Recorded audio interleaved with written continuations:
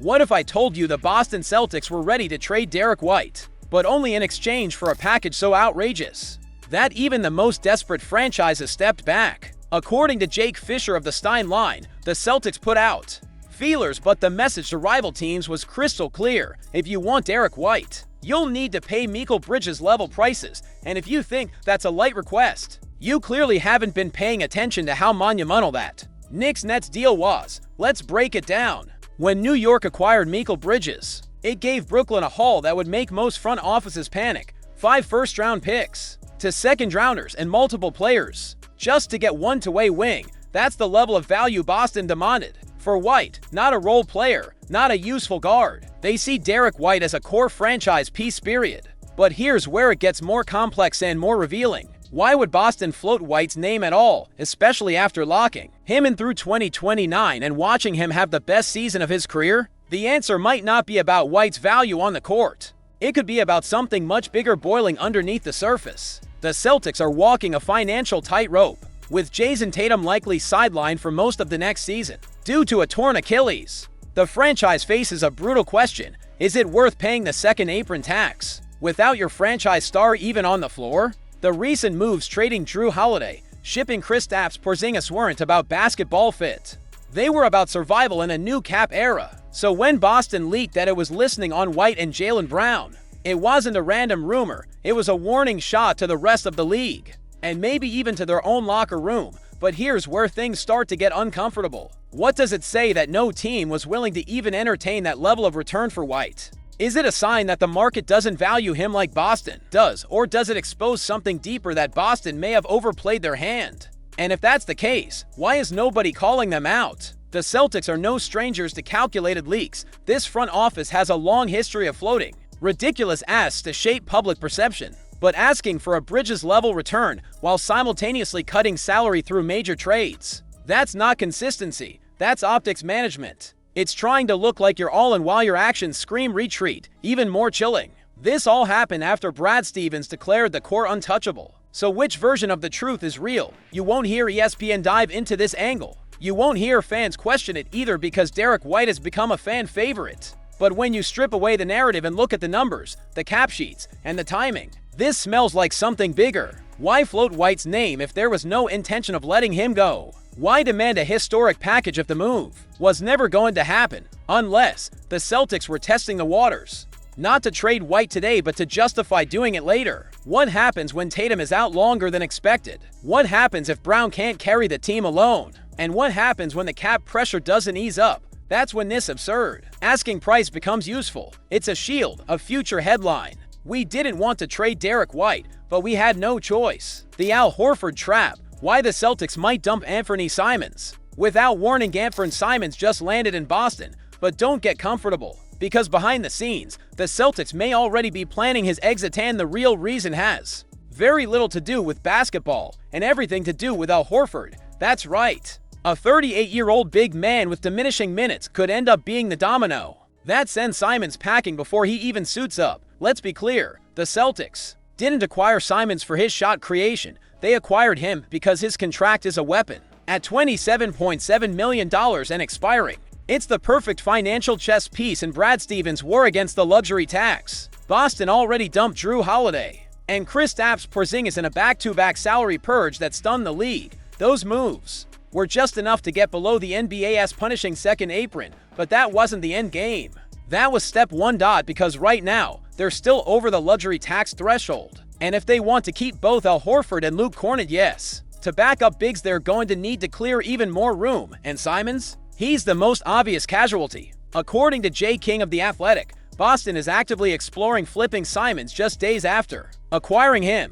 The reason? Stevens is chasing roster flexibility and a path to keep Kornet and Horford in green. Let that sink in. They might trade a 25-year-old guard who averaged 22 points per game last season just to maybe re-sign a 38-year-old veteran and a role-playing 7-footer. But here's what no one's talking about. This move might not be about Horford and Kornet at all. That's the surface story, the cover. The Celtics are setting up a financial structure that gives them the ability to pivot fast. Rebuilding, retooling, or even a nuclear option trade. Keeping the books clean gives them that power. Simons is not being treated as part of the future because they never saw him that way. He was a vessel, a short-term asset, a financial lever. And if you're wondering how that's fair to a rising star, it's not. But Boston isn't interested in fairness, they're interested in leverage. What's even more telling is the silence around Tatum's injury timeline. With no clear return date and no firm commitment to tank or compete, the front office is hedging every bet possible.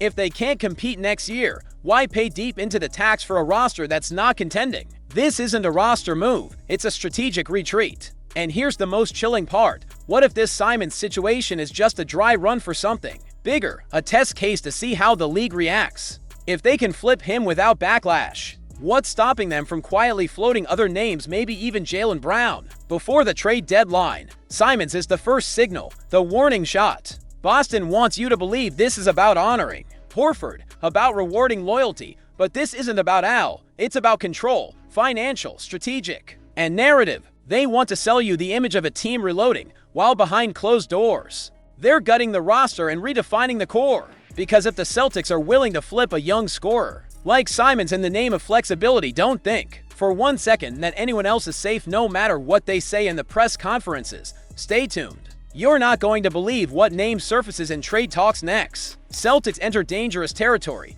massive trades, hidden cuts, and a silent roster collapse. Don't let the quiet draft nights fool you. The Boston Celtics are walking a financial tightrope with explosive consequences, and the true story isn't being told out loud. After shipping off Drew Holiday and Kristaps Porzingis in what looked like smart salary moves, Boston is still $15 million over the luxury tax line, facing a jaw-dropping $50 million repeater tax bill. And here's where things go from concerning to chaotic. The Celtics still don't have Al Horford or Luke Kornet signed, and they have no real way to replace either. It's not about bringing the band back together anymore, it's about survival. Boston's front offices now scrambling behind the scenes. According to league insiders, every option is on the table, flipping Anthony Simons just weeks after acquiring him, testing Georges Niang's market value, even exploring trades for Sam Hauser, a guy who not long ago looked like a stable rotation piece. Nothing is safe, no contract is untouchable. So why the panic? Because Jason Tatum's injury changed everything. His absence next season doesn't just remove an all-star from the court, it removes Boston's reason to justify operating like a win-now superpower. Without him, the entire salary structure collapses under its own weight. Think about it. Even if Boston brings Horford back on a modest $5 million deal, that cost them $27.5 million after repeater penalties and a veteran minimum contract, $2.30 million becomes over $15 million in tax. Every decision now carries a multiplier effect that punishes the team fivefold. That's not just unsustainable, it's destructive. The Celtics, for the first time, are being forced to make choices they've avoided for years. The illusion of depth, gone. The luxury of optionality, over. With only 11 guaranteed deals and no high-level bigs, Boston's front court is a shell. Horford and Kornet are both out of contract, and if either signs elsewhere, there's no mid-level or cap space to replace them. The only tool they have left, the trade market, and that's exactly where things are heating up fast. Sources say Boston may aggressively pursue trades in the coming days, targeting teams with cap space or expiring contracts. The goal? Create just enough breathing room to reset their repeater tax window. If they stay under the luxury tax in 2 of the next 4 years, the penalties drop dramatically, and that means cut deep now, save big later. This isn't a team gearing up for a title defense. This is a franchise doing open heart surgery in silence, hoping fans don't realize what's happening until it's already done. That flashy depth chart, it's paper thin, with Tatum out, Scheuerman and Gonzalez untested, and no reliable big behind Queta and Tillman. This roster looks nothing like a contender, and that might be intentional. Boston doesn't want you to think they're rebuilding, but the numbers don't lie. They are teetering on the edge of blowing the whole structure up, not because they want to, but because the CBA leaves them no other choice. So don't be shocked when Simons is gone before training camp. Don't be surprised if Horford returns and Kornet doesn't. And don't assume that the Celtics are done making moves, because they're not. They're just buying time, bleeding assets to protect the long-term cap sheet, and rebuilding in the shadows. And if you think that's dramatic, just wait.